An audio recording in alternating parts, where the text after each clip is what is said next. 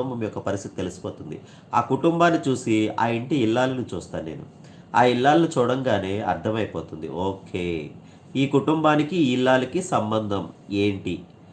ఈ యొక్క నడవడికలో సంబంధం ఏంటని చెప్పి చాలా సేపు తరచి చూస్తా. తరచి చూసినప్పుడు చాలా విషయాలు బయటపడతాయి. అదే జీవితాన్ని తర్కించి చూడటం అంటే. కుటుంబాన్ని తర్కించి చూడాలి, జీవితాన్ని తర్కించి చూడాలి. అప్పుడే మనకి లోతైన విశ్లేషణ దొరుకుతుంది. లోటుపాట్లు జరిగినా సరిదిద్దుకోవటానికి అవకాశం ఉంటుంది. కాబట్టి కుటుంబాన్ని ఆర్థికంగా బలోపేతం చేయడానికి మహిళ ఎంతగానో కృషి చేస్తుంది.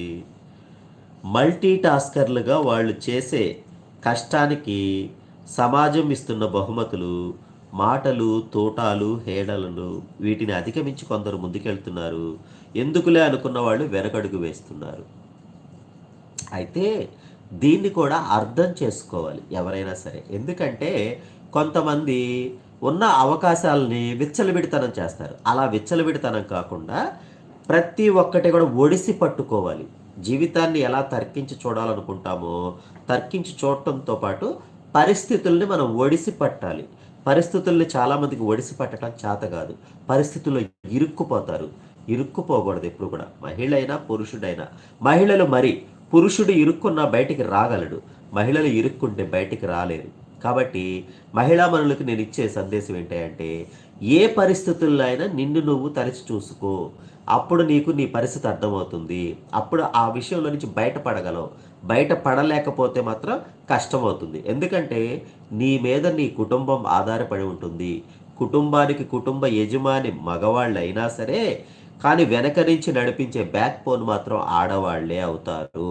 చాలా కుటుంబాల్లో తెలియకోకుండా నడిపించే ఒక శక్తిలాగా ఆడవాళ్ళు ఉంటారు. ఎందుకంటే మగవాళ్ళు కొన్ని సందర్భాల్లోనే అలర్ట్నెస్ను వదిలేస్తారేమో కానీ ఆడవాళ్ళు నిరంతరం అలర్ట్గా ఉంటారు. ఆ నిరంతరం అలర్ట్గా ఉండే కుటుంబాలు ఎంత ముందుకెళ్తాయంటే పిల్లలు చదువుల్లో రాణిస్తారు, ఉద్యోగాలు సంపాదిస్తారు, వ్యాపారాలు బాగా చేస్తారు, వాళ్ళు ఒక మంచి పొజిషన్లోకి సెటిల్ అవుతారు. ఎందుకంటే వెనక ఈ కుటుంబం నిర్వహించిన మహిళ తన పాత్ర ఎంతగానో ఉంటుంది. తన ఆరోగ్యాన్ని సైతం లెక్క చేయకోకుండా వీరు ఏం చేస్తున్నారో నిరంతరం పర్యవేక్షణ చేస్తూ ఉంటుంది. ఎందుకంటే వారు వారి పనిలో పడి వారు చేసే కార్యక్రమాలని వదిలిపెట్టిన ఈ ఎనహమాల తల్లి అనే వ్యక్తో లేకపోతే భార్య అనే వ్యక్తో నీవు చేసే పనులన్నింటినీ నిరంతరం గుర్తు చేస్తూ ఉంటుంది. ఆ గుర్తు చేయడం మూలంగా నీ పనిలో నువ్వు సవ్యంగా నిమగ్నం అవడానికి అవకాశం ఉంటుంది. కాబట్టి అలా నిమగ్నం అవ్వటం మూలంగా వారందరూ అభివృద్ధి చెందుతారు. ఆ కుటుంబం అభివృద్ధి చెందుతుంది. ఆ కుటుంబం అభివృద్ధి చెందిన తర్వాత ఆ చుట్టుపక్కల కొంతమంది సమాజానికి వీరు అవకాశాలు కల్పిస్తారు. ఆ అవకాశాలు అది ఎన్నో కొన్ని వందలు అవ్వచ్చు, వేలు అవ్వచ్చు, ఎంత అవ్వచ్చో చెప్పలేము. కాబట్టి ఒక వ్యక్తి నుంచి ఒక కుటుంబం నుంచి మొదలైన ఈ ప్రస్థానం ఇలా సమాజం మొత్తం మొదలవ్వాలనేది ఈ మహిళా దినోత్సవం యొక్క ముఖ్య ఉద్దేశం. కాబట్టి ప్రతి ఒక్క మహిళ కూడా వీరోచితమైన పోరాటాలు చేయక్కర్లేదు కానీ సమయానుకూల స్పందనలు ఏ టైంలో ఏమి కావాలి అనేది ఎప్పటికప్పుడే నిర్ధారించుకొని చక్కగా కుటుంబాలను నడిపించండి. సమాజం బాగుపడుతుంది. సమాజం బాగుపడితే దేశం బాగుపడుతుంది. దేశంలో అన్ని వ్యవస్థలు, ఆర్థిక వ్యవస్థ దగ్గర నుంచి సామాజిక వ్యవస్థల దగ్గర నుంచి అన్ని వ్యవస్థలు చాలా బ్రహ్మాండంగా నడుస్తాయి.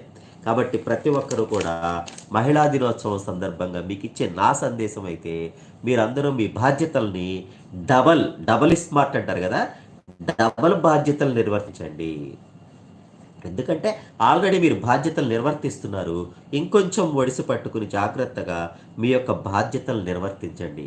అప్పుడు సమాజంతో పాటు దేశ పౌరులందరూ కూడా సుభిక్షంగా తయారవుతుంది సమాజం. ఇవాళ పాశ్చాత్య దేశాలు బాగుపడుతున్నాయంటే కారణం ఏంటి?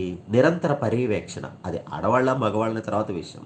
నిరంతర పర్యవేక్షణతో ఉంటారు వాళ్ళు. మనకి నిరంతర పర్యవేక్షణలు ఉండవు. దాని మూలంగానే కొద్దిగా వెనకబడి ఉన్నాం మనం కూడా. మనకి తెలివితేటలకి తక్కువ లేదు, మనలో శక్తికి తక్కువ లేదు, మనలో పనితనానికి తక్కువ లేదు. ప్రపంచ దేశాలన్నింటిలో కూడా వాళ్ళ భారతదేశ వ్యక్తులు అన్ని పనుల్లో నిమగ్నమై ఉంటున్నారు. కానీ మనం వెనకబడి ఉండటానికి కారణం ఏంటంటే మనకి నిరంతర పర్యవేక్షణ కొరపడింది. ఆ నిరంతర పర్యవేక్షణ అనేది కుటుంబాల నుంచి స్టార్ట్ అయితే ఆటోమేటిక్గా దేశం మొత్తం తయారవుతుంది. అది తయారవటానికి ముందు ముందు భవిష్యత్ ప్రణాళికలు ఇంకా మన వ్యవస్థల్లో రావాలని చెప్పేసి నేను కోరుకుంటున్నాను. ఈ మహిళా